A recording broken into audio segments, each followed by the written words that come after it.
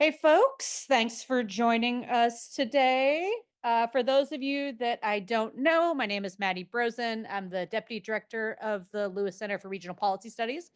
And it's been a real joy and honor to actually make sure that we are sharing some of the work that our team and our scholars are doing. Too often you actually have no idea what the person that you are working with is actually up to. So this has been a chance for us even to learn a little bit and to bring you all in and have lunch together. So today we're going to hear from Aaron Barrall and Shane Phillips, who are both Lewis Center housing staff, on the work of the, as you see on the title screen, the Citywide Housing Initiative Program, or CHIP.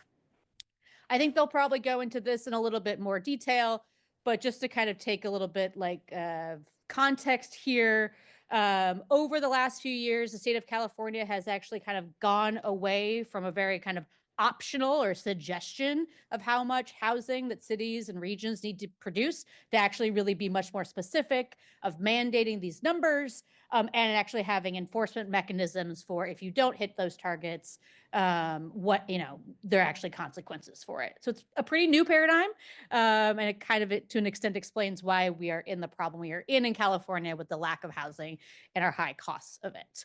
So the state has these what's called the Regional Housing Needs Assessments, or RHNA, which is kind of just like a number saying for a region how much housing needs to be produced, kind of based on population, other characteristics. Then cities need to come up with a plan for how they're going to reach that. That is the housing element. And then they actually have to figure out how they're going to implement that plan. And typically, most of the time, that's through rezoning. So that's kind of where we're here today, which is to kind of hear about the City of Los Angeles rezoning, which is the CHIP program.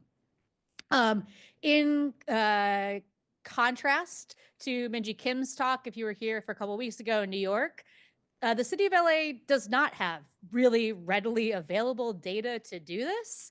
If you are a student and future professional, if you want to encourage the city to be a little bit more transparent about the data for all of our sake, we'd appreciate it. But really, what this required was a massive data creation effort, which I think Aaron will talk through, a combination of public records requests and reverse engineering. So I just want to not discount, that there's just like a lot of behind the scenes work. The city also revised this plan. So there are probably once or two times that Aaron had to completely redo all the work. I will turn it over to Shane Phillips, who is our housing manager. He's going to start. We'll have a kind of, they're going to share the presentation, and then he'll turn over to Aaron, the data analyst on our team. So let's welcome our presenters. Thank you, Maddie. That is a better summary of my work than I could give of yours. So you're paying attention. Actually, Aaron, maybe you can come up here now because you might want to chime in with something, and that way you'll have access to a microphone. How do I? Is there a keyboard? I'll pull it out.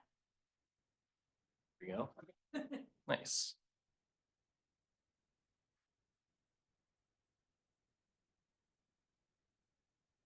Let's see. There we go. I'll just use the keyboard here. Perfect. Well, you just saved me some time on the intro, which is nice. I will just quickly give an outline for what we're going to be talking about here. So I'm going to provide some background, a little more on top of what Maddie shared, and then just summarize the questions we were trying to address with this analysis. And then I'm going to turn it over to Aaron to talk about the data and approach, the results, a little bit of an implementation update, because this is a very live issue, and then some of our lessons and a Q&A, where you'll all be welcome to ask whatever you like. So starting here in the background, maybe stepping further back from what Maddie was sharing, just very basic context is that LA has built very little housing for the past 4 decades or so. This chart just shows the number of occupied housing units by decade. Far left is 1939 or earlier, so it's more than a decade. Far right is 2020 or later, so it's less than a decade. But everything in between, you can see, LA County as a whole, which is the 2 bars stacked together, was building about 400,000 units a year through from about 1940 through, a decade from 1940 through 1989. And that's dropped to about 200,000 per decade since 1990, about 100,000 of which has been the city of LA. And actually, this pink bar here, pink line, corresponds to the share of that housing production that is in the city of LA versus the rest of the county. So even though everyone's building a lot less, LA County and LA City, a larger and larger share of it is actually happening in the city of LA. And maybe goes without saying, but this is really the driving force behind rising rents and home prices in the city and county as demand keeps growing and our housing supply has not kept up. To address that, Maddie talked about some of the state law changes that have taken place to the regional housing needs assessment, to the housing element process. To just put some numbers to that, the previous housing element, which is an 8-year planning, it plans for the forthcoming 8 years. The fifth cycle, the previous cycle, we had to plan for 82,000 units. The sixth cycle, starting in 2021, we had to plan for almost 460,000 units. And so the amount we had to plan for grew by almost sixfold. And relative to what we've been producing, which has been on the order of 15,000 units per year for the past decade or so, we would have to actually increase housing production 3 to 5 times to meet this target. Alongside of those regional housing needs assessment and housing element reforms, there's also been a state law which requires these plans and other plans to affirmatively further fair housing, AFFH, the formal term that comes from the Fair Housing Act. But ultimately what it means is we need to plan more of our housing in higher resource neighborhoods, neighborhoods that have higher incomes in particular, but just generally offer more opportunities, maybe neighborhoods that have historically excluded lower income people, people of color, and so forth. To meet this much higher goal, the city has to upzone. And this also is something that is really new. I think maybe in theory, you were supposed to upzone for past cycles, but there's actually accountability attached to this now. And if you don't do it, there are consequences in terms of losing some control of local approvals of housing projects. So the total amount that the city has to plan for is about 490,000. This includes a 7% buffer, which I think is just to account for like demolition and so forth. There's a state law that also sort of mandates that. Okay, yeah. But it's a little more than that 456,000. The city, by its own analysis, found that it has capacity for about 230,000 additional units. It actually has capacity for much more, but the zoning that's in place, they think that's how much it could actually build within that period. And so they had to rezone for at least 255,000 more on top of that. And that had to take place within 3 years.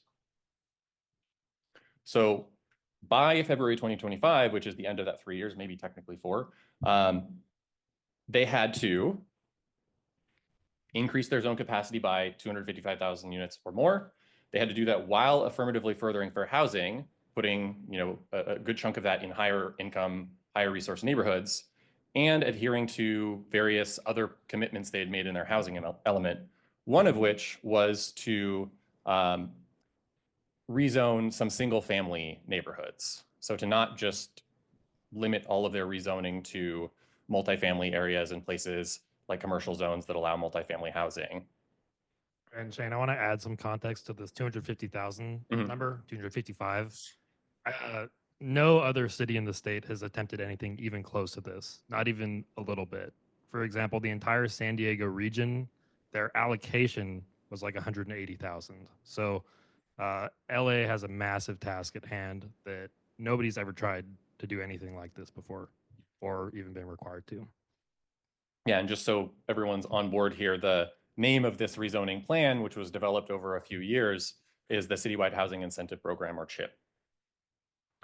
So I just mentioned single family upzoning as one of the programs. Unfortunately, in 2023, facing homeowner pressure, the city planning department walked away from that commitment. It just said, yeah, that's what we said in our housing element, but we're not going to do that.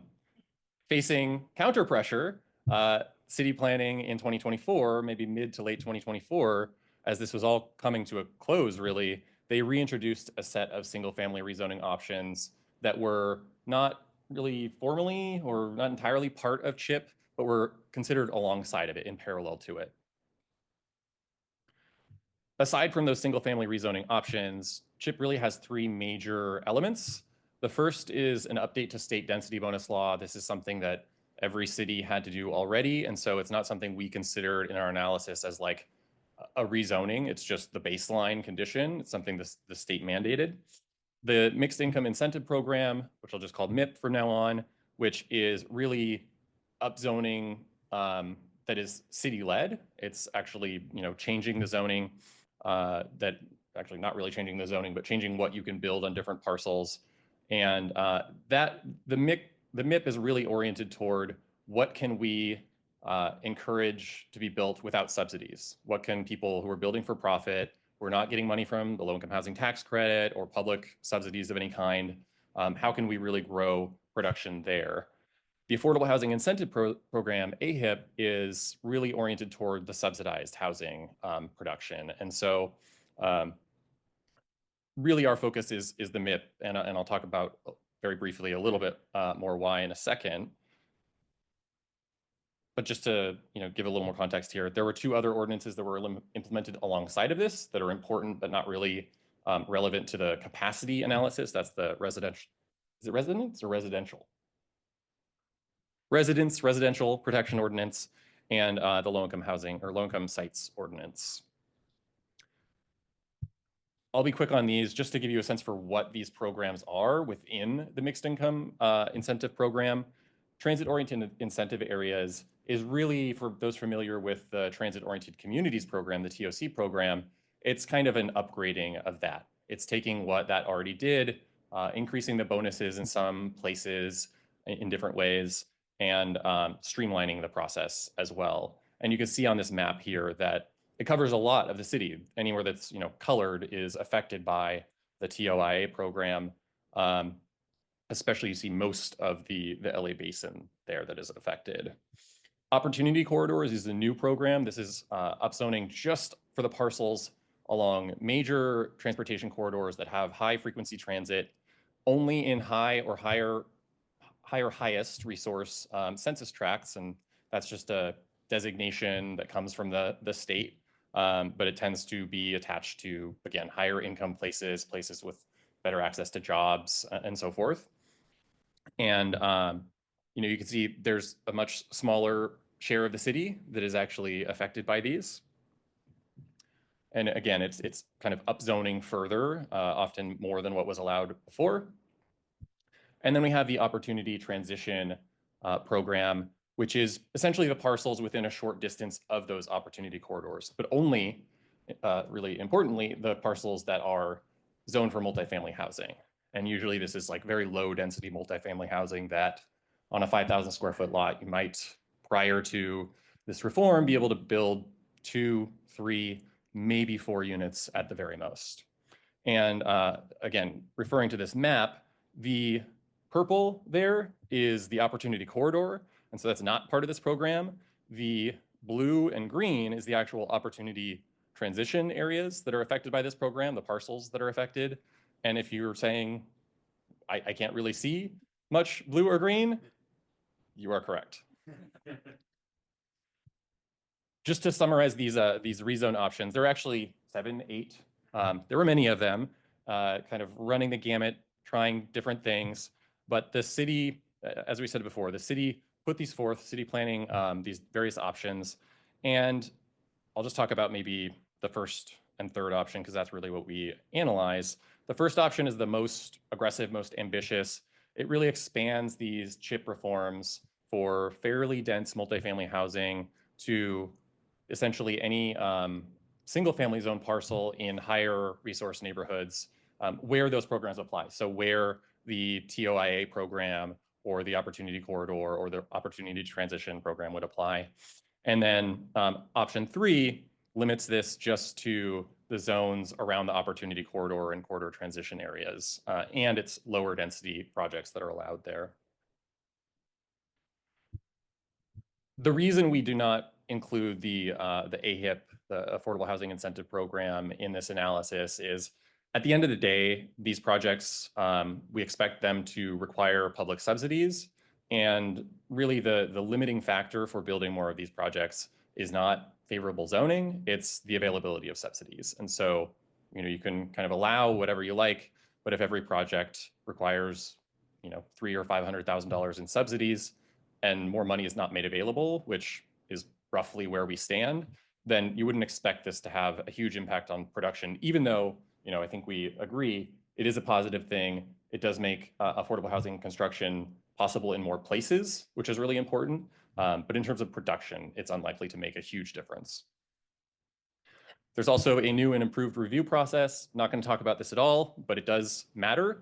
Not something we can really quantify for the effect it will have, but you can refer to some previous work we at the Lewis Center have done on the TOC program and how the changes to the review process for that program really did make a difference for how quickly projects could be approved and the uncertainty involved in approving them. All right, study questions. Really put these under three categories. The first is just how much does the Citywide Housing Incentive Program increase citywide housing capacity? Does it meet the 255,000 unit rezoning requirement? And really critically, how do the results change? How do our estimates change if we remove sites where we think redevelopment is probably unrealistic? So just for example, if you have a site that right now is zoned to allow for a four-story building, but it already has a six-story building because there was some downzoning in the past or what have you, and you upzone that to now allow for 8 stories. It is very unlikely that someone is going to redevelop a 6-story building to build an 8-story building. We're not going to count that as a meaningful upzone because it's not going to result in more housing. The same goes for if it's an LAUSD property or another school or hospital or institutional use like that. And there's a variety of other thresholds we use for this, but Aaron will talk about those in a little more detail. The last part on just the capacity overall is not just is this increasing capacity by, or how much are we increasing capacity, but is that increase likely to lead to an increase in production sufficient to meet those housing goals, that roughly 60,000 units per year? And I think if it would be very hard, regardless of our of the results of this analysis, to say definitely the amount we've rezoned will lead to 60,000 units a year in production. But it is pretty easy to say if the rezoning doesn't do much, that it's unlikely to lead to 60,000 units a year in production, which may be previewing our results a little bit. Second question is, where does CHIP increase housing capacity? So this is the AFFH, affirmatively furthering fair housing question. In addition to how much housing is in these higher resource neighborhoods, how much is in stronger markets where redevelopment is more financially feasible? There's going to be a lot of overlap between a strong market and a higher resource neighborhood, but they're not exactly the same thing. And really the idea here is that all else equal, 100 units of capacity on a parcel in West LA is much more likely to lead to a redevelopment than the same amount of capacity on the same, very similar parcel in South LA. At the end of the day, there's, maybe land prices are twice as high in West LA, but land is a small share of the total cost of development, and construction costs and everything else are really the same across the city. But rents in West LA might be 50% or 100% higher than in South LA. And this is really why even today we see a lot more market rate, unsubsidized mixed income production in West LA, South Valley, Central LA versus weaker markets in the city, where we tend to see mostly only subsidized housing construction. Then we want to know how the individual CHIP programs contribute to all this. So we have a sense for, if we're doing bad or good, is this because of the TOIA program? Is it because of the opportunity corridors? And then the last kind of overarching question is, what are the effects of these single family rezoning options? How much do they increase capacity compared to the mixed income incentive program?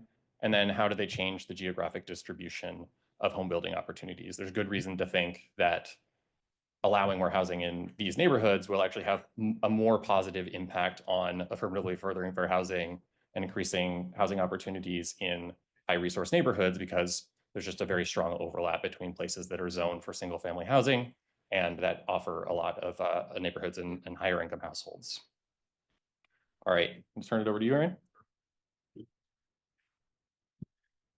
Okay, excuse me. All right, let's talk about the data and approach. So to do this, we merged all of these different data sources. So of course, the foundation is the county assessor parcel data, which contains information about the existing uses, the improvements, the assessed values, and so on.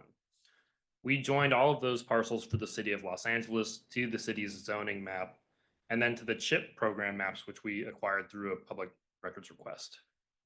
After that, we calculated the existing and proposed standards based on all of that zoning information for both the existing standards and then for the CHIP standards. We also merged hazard and environmental maps because the CHIP doesn't apply to very high fire hazard areas, sea level rise areas, and then we also brought in protected open space because we generally wouldn't expect that to be redeveloped. So here's what we did. We estimated the maximum allowable dwelling units using both density and FAR limits. So out of these, we took the lower of the two, and that is our gross capacity. Then we would subtract the number of existing units, and we remove parcels that have low odds of development, like Shane was mentioning. And that's going to be, we call this our net realistic capacity. Another way that's more complicated, but potentially more precise to say it is, this is the realistic amount of units you could fit on sites that will realistically be developed. And then we, of course, evaluated. Could realistically. Yeah, could realistically be developed, not would. The C and the W are very important there. And then, of course, we evaluate it by the neighborhood. And I'll go through that in a second. So what are realistic parcels? I'm debating whether I want to go through this whole list. I'm not going to go through it, but it's here if we need to reference it later. And this is also in our report. So how we did this for an example site, this is one in my neighborhood, because I always like to test sites where you live and you're familiar with. So here's a site that's about 7,200 square feet in the highest opportunity area, and it's adjacent to an opportunity corridor. And this has base zoning of RD 1.5. And what that means is it can get 5 units under the existing land use paradigm. Under state density bonus law, it can get 10. And under the existing TOC program, it can get 7. Now, under TOIA, which has unlimited density, based off the FAR of 4.35, we estimate that this could probably fit about 21 units realistically. And this parcel also applies for the opportunity transition, those really kind of limited areas, and that has a density cap of 16. Then finally, the affordable housing program has even more generous FAR bonuses, 4.65 here, so that would allow 23. So for the purposes of our study, really, we're taking the difference between the max of the existing policy and the max of the mixed income. We're not including AHIP for most of this. We do have that information, though, if you're curious. And so this parcel, we get a realistic capacity increase of 11 units, so a little more than 100%. All right, what does this look like, and what will it look like on the ground? We find that the mixed income program increases gross capacity by 17%, and then the net realistic capacity by 29%. And we can see that on the right. So the net realistic capacity is a little more than 1.7 million units, again, on realistic parcels. And when you compare that to what's going to be allowed on those same parcels under existing policy, the realistic difference is about 385,000 units. Aaron, can you remind me, the 1.7, that's like what you could add to what's there now, right? So there's about 1.5 million homes in Los Angeles like that exist today. And so the 1.3 million is what we think you could add to what's there now. Yeah, this is going to be the net. So that would get you to, 2.8 million, which is, almost doubling the amount of housing. But I think that's something we should probably come back to at the end, just the fact that like there's a lot of capacity there in theory, and yet we're only building 15,000 units a year. So like, why is that? Yeah. Just clarify that existing policy 1.3 million unit number. That's existing capacity. Yeah, that's the net capacity on realistic parcels. So And the actual housing on that capacity now is zero, or is somehow? there is housing on here, but it's subtracted out from this number. Yes, that's what's net, so that's the net additional capacity. Right. Got it. Okay. Exactly. And then on the previous slide, you were saying for this, you're comparing what to the bonuses? We're essentially comparing the existing policy. So existing policy really covers these three buckets: the base zoning, the state density bonus law, and then the TOC program. And then we're comparing it to mixed income. So one thing I don't have on this slide, there could be an opportunity corridor here, but since this parcel is not within an opportunity corridor, I didn't show it. But generally, we would take the highest from each of those buckets. And I have another slide that, if that's still not clear, I can come back to. Okay, So that was site specific.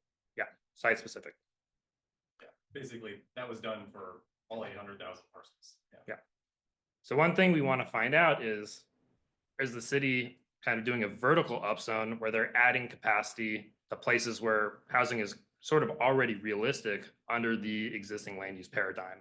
Or are they actually expanding this zoning to new parcels that under, I guess not under today anymore, but say in October weren't feasible? And we find it's actually relatively split. And so the difference of a vertical upzone, what Shane was talking about, where you're maybe going from a 5 to a 6-story building, this is about 211,000 units, 212. And horizontal upzoning, where the CHIP program is unlocking new capacity in areas where it really wasn't allowed before, is about 184,000 units there.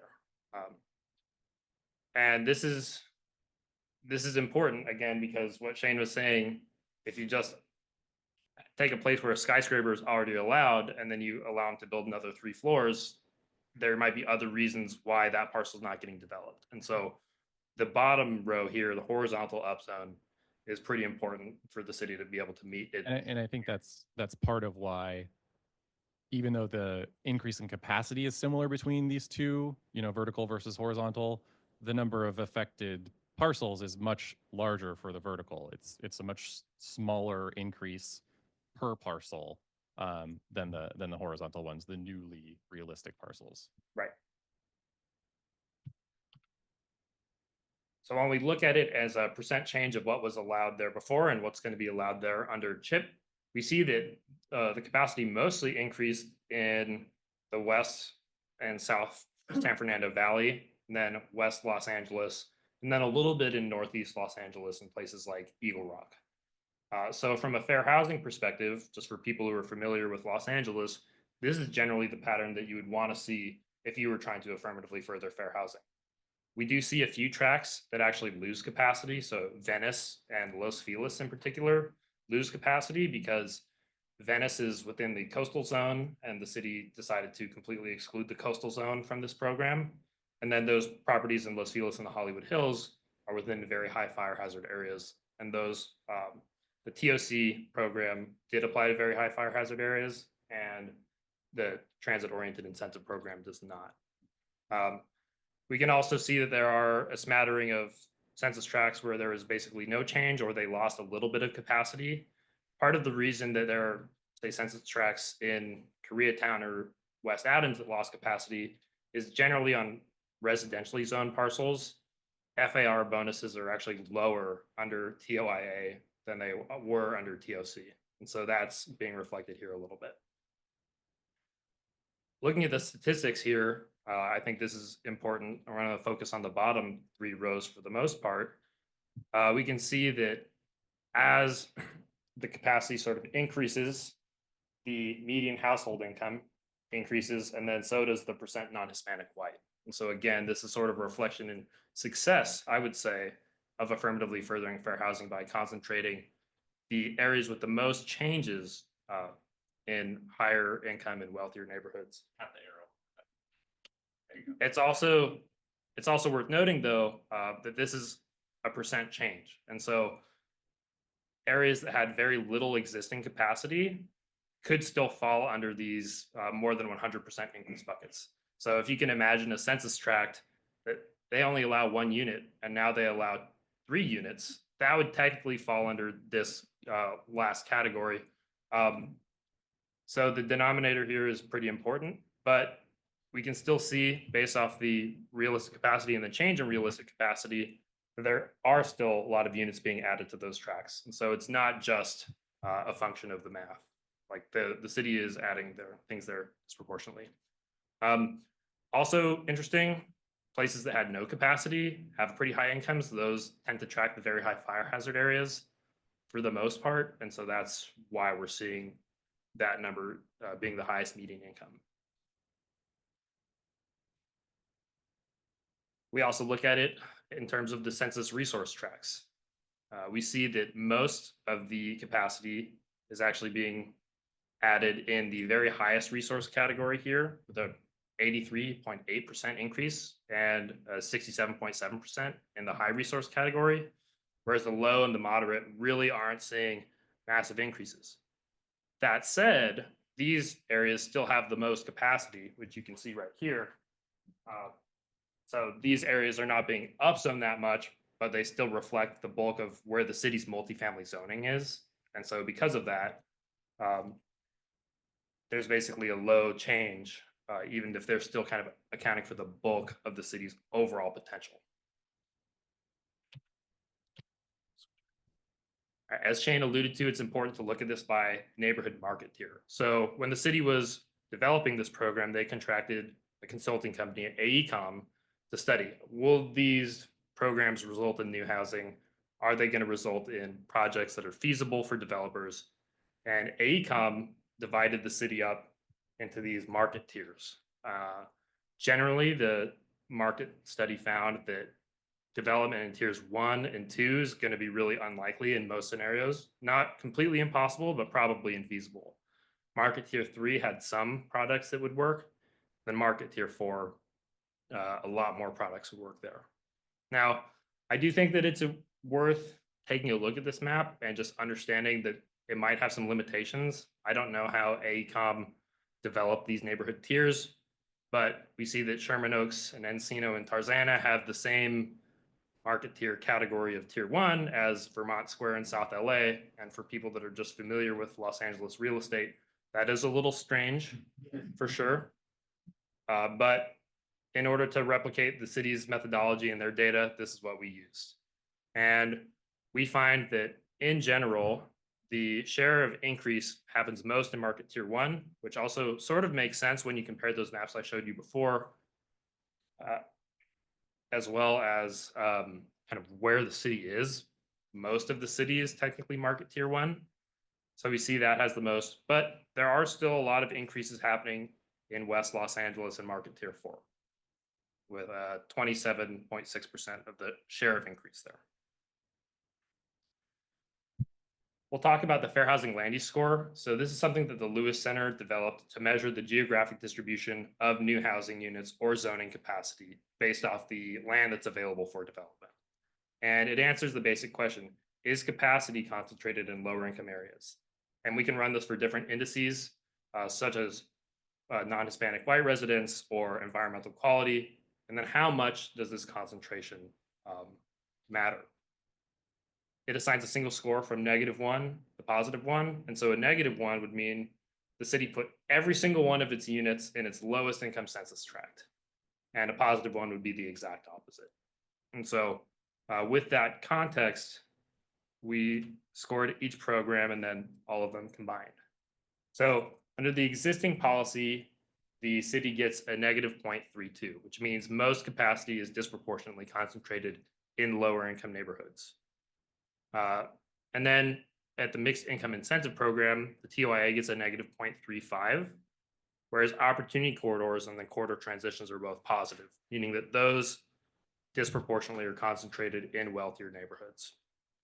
That said, the TOIA really is driving most of the cumulative capacity here. That's, if you remember the maps, that had the most area, right? And so the TOIA has most of the capacity, and even though the opportunity corridors and the corridor transitions are positive, the overall score when you put it all together is still negative with the score of -0.31. Aaron, Well, just to spell that out a little further, it's ultimately because each of those programs is weighted by the amount of capacity that they're increasing in the city, and so this positive score for the opportunity corridor, great score, but it's like tens of thousands of units maybe on the order of that. So just wanted to clarify that, but can you give a little more context for like how good or bad is a score of negative 0.32 compared to other cities, for example, because we've run these scores for hundreds of, you have run these scores for hundreds of cities. Yeah.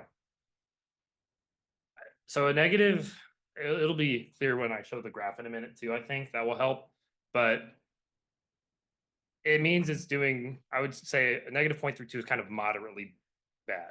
It's not the worst. I've seen cities that have scores of negative 0.8.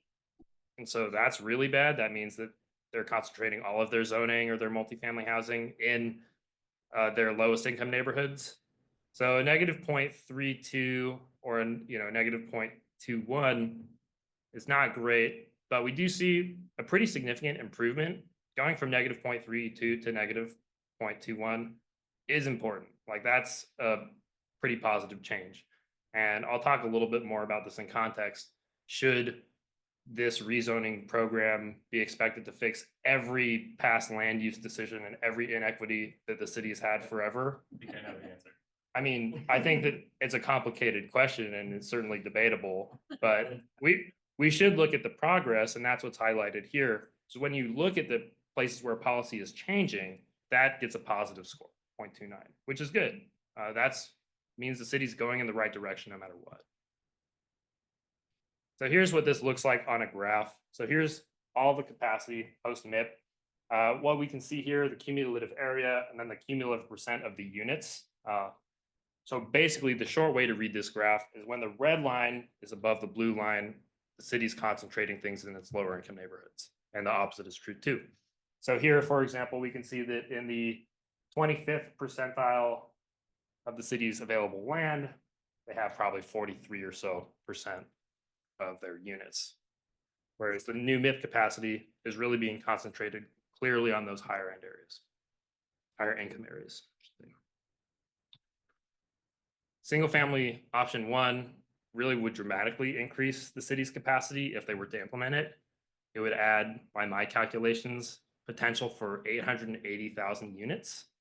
And it gets a individual fair housing land use score of 0.53. Now, this combined with the rest of the MIP actually brings this graph all the way positive. So it essentially move this curve to be something that really looks kind of like a straight line. So that would be an absolutely transformational change if the city were to implement this. Single family option 3, which is the most limited of the market rate single family options, only adds 83,000 potential units. And because of that, it only improves the score by 0.02, going from negative 0.21 to negative 0.19. And this, both of these numbers, the 80,000 and 83,000, those are net realistic capacity, right? So they're after accounting for what's there and what might not be realistic. And so Correct.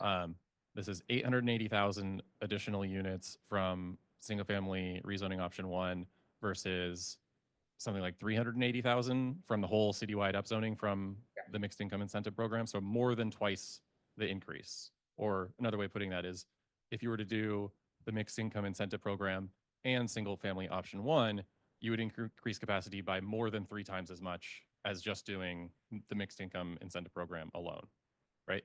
Yes. Okay. One other thing to note there is basically all of the single family homes would be realistic, because if the only thing that's there is a single family home or maybe an ADU, and then you can build 16, maybe even more units than that, that's realistic and probably would be attractive to developers who are looking for those types of opportunities. So CHIP is now the law of the land. It got passed by the city council on December 10th, and the single family rezone options were rejected, but 5 out of the 15 council members did vote to include single family option 1, which is a huge step. The council gave the final approval on February 7th, and new rules went into effect on February 11th, one day before the state mandated deadline of February 12th. But actually, many cities have not met their deadline. So the city of LA is on track again. Now, they're getting sued by multiple housing organizations, pro-housing organizations, YIMBY Law and Californians for Homeownership. And so we'll see how this all plays out in court. I don't know the exact arguments that they're relying on in their lawsuit, but it'll be interesting to see where that leads. I think there's two other points to dwell on there. So one is the fact that 5 council members voted in favor of this, I think is a big deal. This is not like a policy analysis thing, but just maybe a political analysis. I wouldn't have guessed 3 years ago that you would get 5 council members to vote in favor of upzoning a large swath of single family parcels in the city, especially for like potentially 10 or more units each. So that's, a big deal, especially because the 5 who voted in favor knew it wasn't going to pass. So they were willing to go on the record as supporting this policy without even getting the upside of the rezoning. So I think that's just important to keep in mind that the winds are turning a little bit. And another point in favor of that is, you mentioned these lawsuits.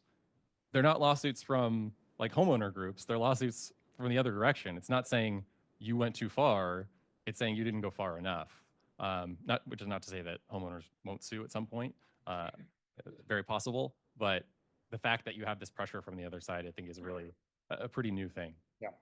Just because we're gonna have this recording on Zoom, we'll make sure to kind of pass the mic during Q&A. But Aaron, can you just kind of summarize Ben's comment?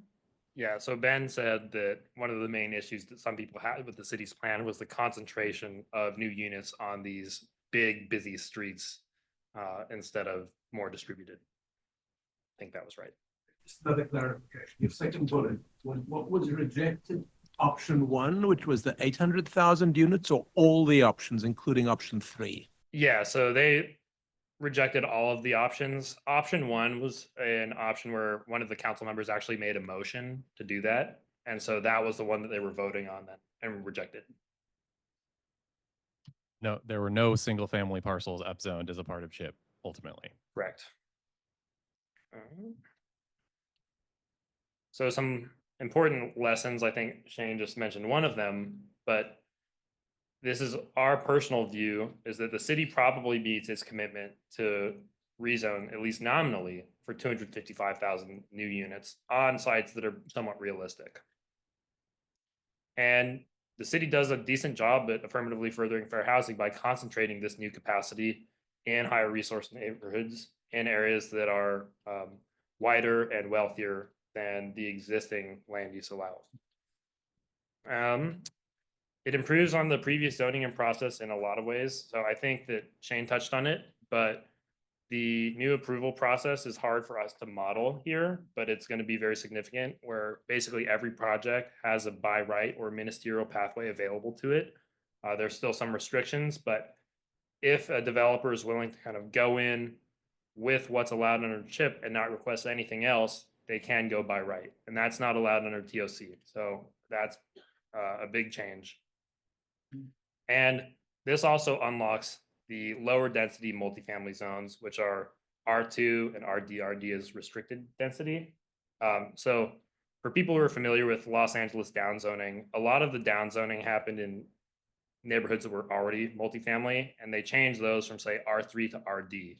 And so now this is sort of re-enabling these RD neighborhoods to build housing again in a meaningful way that the existing community plans and the existing zoning code do not. But really only if you're in a higher resource neighborhood and within 100, like 500 feet or 700 feet or something of a opportunity corridor, or does it expand beyond that? If you're within a transit-oriented incentive area too, the standards for RD parcels are better than TOC for the most part. Got it. But you're still right. We do think that CHIP is unlikely to meaningfully reduce the housing shortage because capacity increased by roughly 30%, but we need to quadruple our production based off last year's numbers, at least in terms of permits. And so, and these process improvements are going to help, but it's hard to square that math where if you raise it by 0.3 and you need to go to 400. Yeah. You know, there's probably a little room in between that the process will help, but we're just not seeing how it's going to completely enable everything. And you mentioned we have to increase production fourfold from last year, just so people don't think that's like, oh, well, last year was 2024, high interest rates, no one's building anything. Also true of 2019, 2020. We haven't, I don't think, issued more than 20,000 units in a given year, maybe one year, just barely, for decades. Yeah.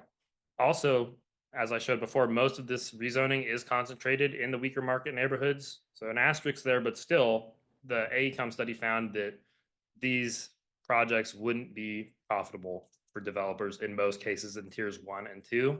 And that's where most of the rezoning is happening. And this is really an incremental reform when we probably need transformative changes that are reflected in some of those single family options, as well as through other changes to our approval processes and streamlining actually getting the permit and inspection. There's a lot that LA needs to improve on, and CHIP might not be expected to do all of those, but we need to do all of those if we actually want to reduce the housing shortage. And on that note, zoning isn't the only binding constraint in today's development environment. I was just on a call earlier where people were talking about how inspections were just killing them and red lines on their plan submittals are taking forever. So those are also things that need to be improved if LA is to actually meaningfully address its housing shortage. Yeah, and again, we think that it's probably unlikely that the city is going to achieve its actual goals with excluding the plurality of city land. Most of the city is zoned for single family, at least in terms of area. And even after you subtract very high fire hazard areas and the kind of sea level rise risk areas, it's still the plurality of the city's land. And so it's going to be hard to quadruple our production while you allow for most of the city to avoid anything.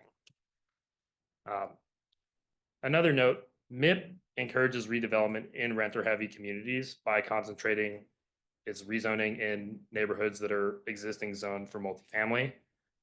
Single-family homes are basically always owner-occupied, and when they are renter-occupied, they tend to be very high income, and so there's a little bit more mobility potential there. So by concentrating the rezones in these multifamily zones, there is a potential for displacement. This is mitigated a little bit by the city's rental protection ordinance, which is going to make it much more expensive to demolish rent stabilized housing, and it's going to give a lot of incentives and permissions to developers to give to existing renters. So I think it's going to cost almost $40,000 in moving costs per unit or per household right now. That's just an estimate that I heard. So that's a good thing in a lot of ways, but it is going to make some of these projects less financially feasible too. It's good to talk about some of the state reforms that enabled this. So Senate Bill 828 pumped the RENA numbers up everywhere. That's what Shane was showing. We went from what 82,000 to 456,000. 450. SB 828 really created that. Assembly Bill 686 mandated that cities needed to affirmatively further fair housing. And then Senate Bill 35 and 43 or 423 have increased the consequences for non-compliance. 1397 helped get the city to that 250,000 rezone number by increasing the scrutiny of existing zoning and sites. And then some density bonuses probably improved the city's program relative to what they initially thought they were going to do. So Assembly Bills 1287 and 2334 pumped density bonuses at the state level up. And so the city actually had to go higher than they were initially expecting in order to beat those. And so CHIP probably is much better because of these bills than it would be without them. Yeah, I think that's true generally, and I think SB 828 in particular, without that, I think our goal for our housing target for this cycle probably would not have been that much different than the previous cycle. And if we didn't have to plan for nearly 500,000 units, there would be no reason to do this rezoning. And so it's not to say that the city definitely wouldn't do it, but the fact that they passed this thing one day before their 3-year deadline leads me to believe like there was some real pressure created by the state that they would not have acted on without it. Thank you. Great presentation. And for the earlier paper before the city voted on CHIP, that was great and helpful. I think you said it without saying it. Aaron, if you could do one thing policy-wise in the city of LA to help make it so that we can build the nearly 500,000 units that we need, what would you do?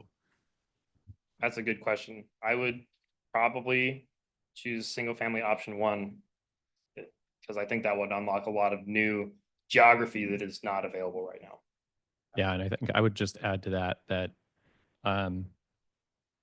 Aaron knows more about the details of single family option one and exactly the kinds of housing or buildings it would allow. But I think, you know, a strength of these rezonings, you know, if you look at those numbers on one of the early slides, all the gross capacity, all the net realistic capacity, it looks like we can build, you know, all the housing we need just based on what we've got. And yet we're not. And I think one reason why is because so much of that capacity is concentrated on parcels where it's only really, you have to build, you know, 6, 7, 8 stories or more. And those are the most expensive types of buildings you can build per square foot. And so the rents or sale prices you have to, you know, ask for just to break even, much less turn a profit, are much higher. And when you're able to actually upzone single family neighborhoods and build 3 and 4-story apartments and condos and so forth, the construction cost is just much lower. Land costs can be a little higher per unit, but I think overall you get a lower cost for these new units that are otherwise pretty similar, if not more desirable than these giant apartment buildings that a lot of people just don't really want to live in. So I think there's an element of like, it's not just about the capacity, but about the type of housing and the affordability of that. And, you know, if you can suddenly build units for $300,000 per unit instead of 350 or 400 plus, the number of people who can now afford that is much larger, which is more incentive to build more as well. So it all kind of feeds on itself. Yeah, and I know you just said one, but really they need to figure out their approval timelines too. So even for projects that are approved by right, it just takes so long and there are immense holding costs that developers incur when they're waiting to get a building permit. And so that can be streamlined pretty effectively. I think the city of San Diego is a good model to look at and potentially copy there, where they have dramatically reduced the permit timeline for most development. It's hard to not talk about zoning because like if you don't have that, nothing else really matters. But then it's, yeah, certainly true that if all you did was zoning, you'd still have so many really important barriers in place. Yes, longtime listener, first time caller. This is great, guys. You know, one thing that I think you really demonstrated well is the importance of thinking about realistic development capacity. So I guess my first question is how much was that part of the policy conversation, do you think? You know, at the city planning department and then at city council when they're really trying to think about how do we raise the number of units in a way through zoning in a way that's going to likely actually lead to development. And my second question is, what role do you think parking requirements are likely to play in this sort of in the likelihood that we can meet some of these targets? You know, obviously our man Shoop is watching right now. And, you know, that was another piece of this puzzle that, you know, particularly Shane, when you're just talking about development costs for large buildings, you know, I think looms large a lot of the time. Take the first one. Well, I might just, I mean, I'll actually take the second one first because I think parking looms large, but I'm not sure it looms that large anymore because of AB 2097, the state law that eliminated parking requirements within, you know, some distance of transit. And so I think almost all of these projects based on their location are probably exempt from parking requirements by and large. Yeah, CHIP actually specifically says no parking is required at all for anything that actually goes through the CHIP pathway. So that's a huge step. Maybe we should have talked about that. It's yeah, it's a big deal for any. Again, this sort of kind of combines with 2097, but it applies to a few geographies that 2097 would not. So there's just no parking requirement for any AHIP or any CHIP project. On the development probability and feasibility stuff, I feel like it started out, I mean, this goes back to Issy Romam working on this regression methodology of what makes a parcel likely or unlikely to be redeveloped, or what are the odds of a given parcel being redeveloped. And that's really the source of this 255,000 estimate, which we didn't talk about how, basically at that early stage, the city said, we actually have capacity for millions of units, but because of that regression analysis and probability estimates, they said, well, we actually think it's going to only produce probably around 230,000. And so the gap was that 255,000. After that stage, the whole idea of development probability just kind of got thrown out the window. No one really, I mean, people like us were asking them to do it and asking why they weren't doing it. I mean, we know why they weren't, because it would have just required 10 times more upzoning, frankly. But it is a really important thing. And so it's something, as you say, we did want to really make sure that was front and center here, because it felt like it was kind of lost from the conversation. And I didn't listen to like the council offices. Nithya Raman's going to be at our interactions conference in a couple weeks, and she mentioned our analysis on the floor. That's the one thing I know about anything that anyone said at that meeting.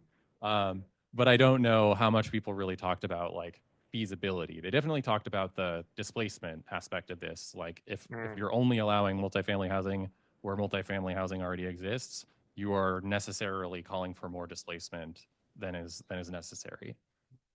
Yeah, I think there was some feasibility talk at the council level, especially around the RSO standards in the residential protection ordinance, where certain advocates wanted to say, for any RSO unit that gets demolished, we want to require a 2-to-1 ratio. And the planning department did the math and said, that's not going to work. It's going to completely shut down development in these areas. The rest of it is mostly through that AECOM study, which was conducted between the second and third draft of the CHIP. So they did amend some of their standards between those two drafts to reflect the market study's findings a little bit. As far as I know, there was never a model done on the actual CHIP that was passed a few weeks ago. So who knows what that would show. But the planning department was certainly thinking about it. I don't know if the policymakers were thinking about it. Hey guys, thanks for the talk. I wanted to learn a little bit more about like potential next steps for the single family housing rezoning idea. Do you guys think that if that were to happen, it would come via lawsuits, or does CHIP have some type of like timeline in place to revisit its policies in the future? There's nothing built into CHIP specifically, but even some of the council members that voted against those single family options said, we do know we need to grapple with this at some point in the future. Like we can't get away from it forever.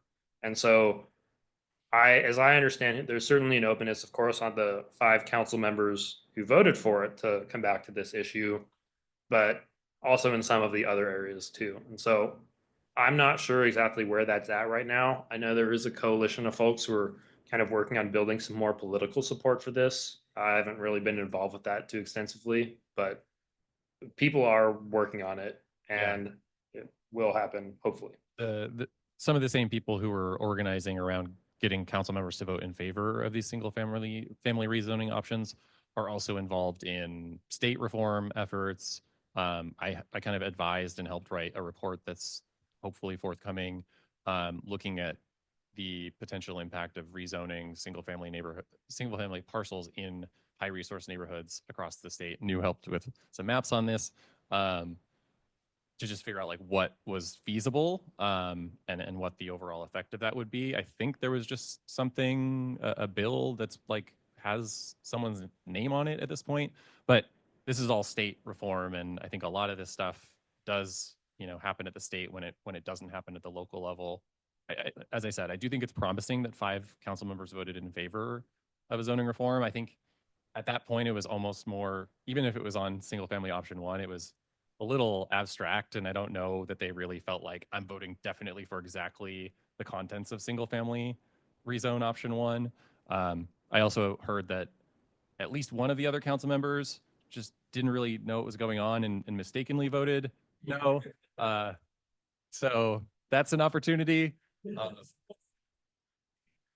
I do think there's a little bit of a question though of, again, CHIP was, or the housing element was kind of a forcing mechanism for revisiting or visiting these issues. I don't know what the next thing is and if it will happen without some external force requiring them or you know, forcing them to do so.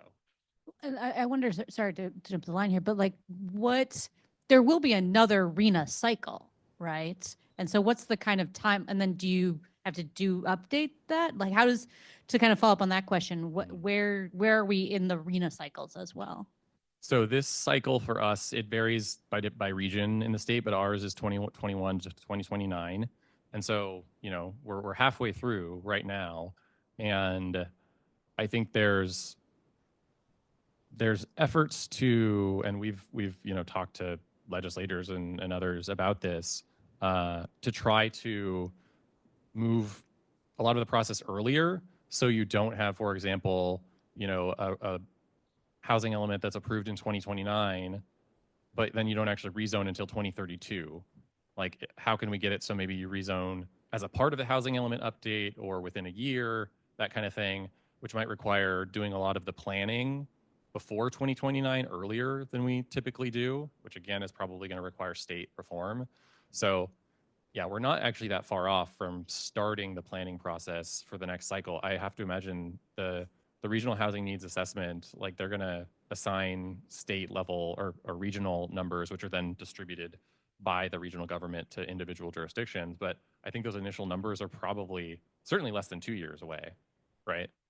Yeah, probably for the regional level, or at least the preliminary estimates, but I think last time the final city level allocations came about a year ahead of the actual due date, which is not a lot of time actually. And so moving that process forward would help cities plan for it more effectively and get started. But there is, as far as I understand, a bill right now to help exempt some of the housing element rezonings from CEQA. And so that will accelerate that 3-year timeline. At least it could accelerate that 3-year timeline quite a bit, because for most cities, the barrier to rezoning is CEQA. It takes forever and it can be challenged, and you have to do a full EIR for a rezone. So that might get addressed. Yeah, and then there just ends up being timing things where it's like you do the EIR before you do the housing element, and then the housing element's kind of like circumscribed. You can't do something that wasn't contemplated in the EIR, so the whole housing element planning process is like not, it's not really clear what the purpose of it is because it's already been decided in EIR. So aligning these things is going to be important probably. But barring all of those optimistic, barring any and all of those optimistic outcomes, like we're likely 8 years away from Maddie's timeline, right? I mean, like if we just rezoned in December of 2024 in LA, then we can assume that we might be 8 years away from the next, you know, Yes. rezone. Yeah. Which is why I think, you know, a lot of states are taking this approach of we're going to first, we're not just going to leave things entirely to cities, but we kind of feel like we have to give them a framework, maybe some mandates, maybe some enforcement mechanisms, but still leave the planning to them, because it would feel too much of an imposition to just say you have to allow 10 units on these parcels throughout your city. I think a lot of people understand that leaving it to the city, even with all of these things that are trying to push them in a certain direction, is probably not going to get us where we need to go. But there's a feeling that you have to kind of give these cities enough rope to hang themselves, because like if you just step in and immediately upzone, you're going to get a big backlash. Whereas if you can say, you've had a decade and you really have nothing to show for it, we can't wait anymore. I think that's kind of where a lot of places are at. Minji first. Yeah, I have a question that is shifting gears a little bit. So I wanted to ask your thoughts on the difference between capacity versus production, right? That you showed us that there's enough capacity, or not enough, but there's a lot of capacity even within existing zoning, but we are not seeing it like, like a very minuscule amount of production happening. And so you mentioned how the types of developments that are allowed and counted as capacity is not really realistic, like feasibility wise. So I guess my question is, in your calculation of realistic capacity, was that taken into consideration as well, or was it not? And What was what taken into consideration? so you mentioned how Just the cost of construction of different building types? right, Okay. right, and that No. okay. And is there a way to consider that and include that in part of the calculation so that you actually have actual realistic capacity? I think it's certainly possible. So I did a report using Turner Labs's housing policy simulator, or whatever it's called. That's the inclusionary zoning report that I did about a year ago. And that's more of like pro forma analysis at the parcel level. I think there's some generalizations they make and areas where it's not very precise either, but it is, it's looking at things through a slightly different lens. I think there's so many things you have to consider. You're never, maybe in the aggregate you can get a decent estimate. Certainly at the parcel level you can't. I think there's just so many things, idiosyncrasies of an individual parcel. I think one that we just cannot really capture, maybe you could like apply some kind of a discount on a parcel like this, but because of Prop 13, a lot of property owners who've owned their land for decades pay very limited property taxes on them. And maybe it has great potential to be redeveloped. Maybe, there's a strip mall there now with a 0.5 FAR, and it's got like a maximum of 6 FAR. You could build, 10, 50 stories, whatever. But if that person doesn't like really need the money right now, and they're making money off of it, and they're paying effectively no property taxes, there's not really much of a rush for them to sell. Whereas if they, this is especially true of like a parking lot where you're not making a lot of revenue on it, but if your property taxes are $5,000 a year, even though the property's worth, 10 million and should be paying 100,000 a year in property taxes, again, like if it's going up by 500,000 or $1 million a year in value, I might as well just hold on to it unless I really need that money right now. So those are the kinds of things like they're really important and you just can't model them. But I do think there's a desire generally to kind of tighten this up and get a little more toward, we didn't want to say net like feasible capacity because that's a different thing. Yeah. Like when we say realistic, we mean maybe you can go back to the whole list of things, but it's like, the number of units needs to be at least 5 times greater than what's there now. The floor area needs to be at least, 3 or whatever times greater. It can't have these certain uses like condos that you have to get the whole HOA to agree to sell, which is just never going to happen. So all of those things, you kind of throw them out, but that still doesn't answer the question of, okay, if all of that is in place, is it feasible because, the rents are high enough and the construction costs low enough? Like you could meet the requirements for net realistic by this definition, but be in a part of the city where rents are low enough that like actually nothing without subsidies is going to be feasible regardless. And so it's kind of a different metric, and ours is just like a lower bar. Yeah, I do want to address your comment a little bit, which is, are the types of densities that the city is anticipating even of that construction type that's feasible? And the answer is generally yes. I mean, most of the CHIP is anticipating between 4 and 8 story buildings, which you can get in that 5/1 typology and the lower construction cost. And so when I was looking at the data, I didn't see that many parcels that would be sort of in that range of infeasibility. Well, and there's, a type 5 over type 1 construction. So like, let's say 5 stories of wood over 2 stories of concrete. That's a much less expensive construction type than a type 1 concrete or steel building. It might be, per square foot, 30 or 50% more for that, skyscraper. But I don't think there are more affordable construction types, like just a straight up wood building that doesn't have elevators, that doesn't have structured parking, but that's going to be in the range of like 3 to 4 stories at most.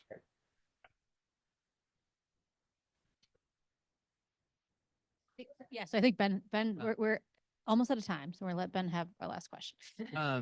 So another feasibility question. Do you see, because these are kind of like site specific things, are there any, do you see any movement about kind of macro things about, for example, like if we're on this phase of the economic cycle, like I think your fail rate would be different, right? Like if we're in like a booming economy, you would expect more sites on the margin to actually happen, while if you're in a slow economy you wouldn't. So I think like there's maybe an opportunity there to like put it in the calculations where, given slow down the economy, these extra lots open up, so that then given a fail rate you can still maybe hit these lofty goals. And then the other feasibility related question is, my understanding is how it currently works is you need kind of vigilantes of sorts to like look at each lot to then sue some entity that hey, that doesn't count towards this element. It seems like that is not a good system. And is there any attempt to kind of formalize that in any way?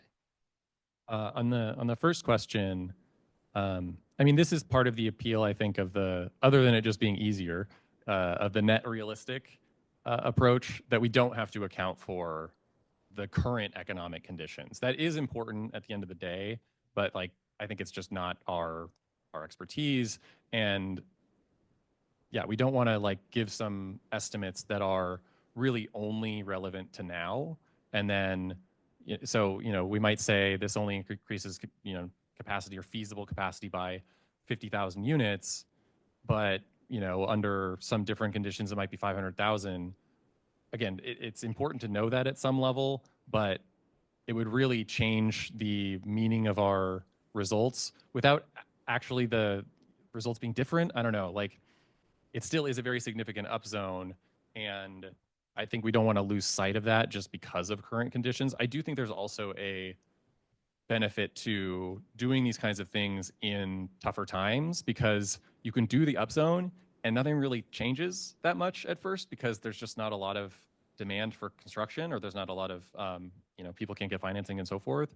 And so you can sort of ease into it a little bit, rather than like you pass something and immediately you see tons of change, which was sort of like the backlash to ED1 was maybe an example of that, where they passed that executive directive, and suddenly there's like dozens of proposals all over the city in places people never saw them before.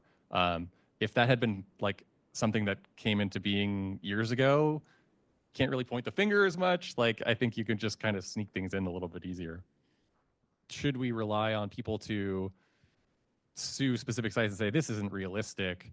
No, and I know you know that, but that's actually not that big of a problem in LA specifically. That was a big deal in other places where they're saying like this, grocery store with a 20-year lease is going to be redeveloped. The city hall is going to be redeveloped into like homeless housing, things that are just like everyone knows is not going to happen. I think Los Angeles was a little more good faith and honest about all of this. And, we have our criticisms, obviously. But I don't think it's been as big of an issue. I'm sure there are efforts, though, for the kind of more bad faith cities to address that at a state level, and not rely so much on just, yeah, as you say, like vigilantes combing through these things just because they're weirdos like us. All right. Thank you, everyone.